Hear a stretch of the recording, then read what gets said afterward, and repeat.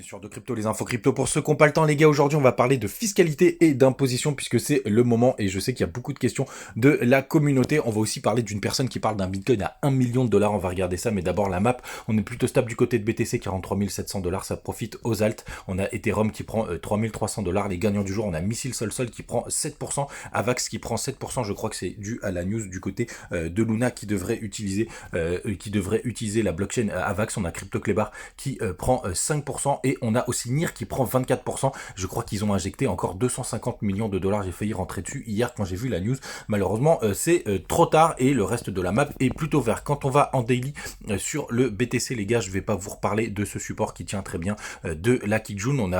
Devrait peut-être avoir un autre petit flush baissier justement pour former ce joli W. On part rarement en V-bottom. Donc on va voir ce que ça va donner. Mais en tout cas, les gars, prudence, puisqu'ici, vous le savez, quand on a des résistances, ça se transforme en support et vice versa. Et vous voyez, ça a été quand même une grosse résistance ici, donc on pourrait quand même se faire rejeter à ce niveau-là. Sachez tout de même qu'on a le max pain price qui est aux 45 000 dollars et je vous l'ai partagé hier sur Twitter, encore poussé par Kingfisher, et vous voyez, on a quand même un gros flush à 45 000, on va dire ça peut monter jusqu'au même 46 000 dollars avec les pics de liquidation, et ça c'est assez intéressant. Donc il y a pas mal de convergence vers ce point-là, mais on est quand même qu'à 43 650 dollars par rapport au max pain, c'est pas si loin. Sinon les gars, on a aussi Cathy Wood qui parle d'un BTC à 1 million de dollars, qui a réagi donc à la conférence à Miami sur le salon. Je vous laisserai aller lire l'article, et surtout le sujet du jour, les gars, la fiscalité crypto. Et donc il y a un de mes camarades qui a fait une jolie vidéo qui s'appelle Captain Trading. Je vous invite à aller la voir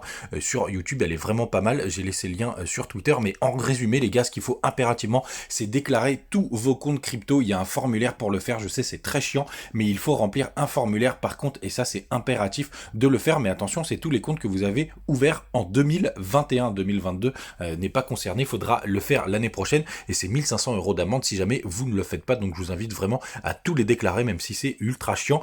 Et vous sachez aussi qu'il n'y a pas de plus-value de crypto à crypto, c'est-à-dire que quand vous vendez des cryptos pour rester sur des cryptos, il n'y a pas de plus-value à déclarer. Mais par contre, si vous passez en monnaie, que ce soit en euros, en dollars ou même toute autre monnaie, à partir de ce moment-là, il faudra déclarer vos plus-values et aussi toutes les dépenses que vous faites directement, notamment avec les cartes type Binance ou crypto.com. À partir du moment où vous faites un achat, c'est comme si vous avez dépensé de l'argent, donc il faudra déclarer cette fameuse plus-value. Donc c'est assez chiant à faire.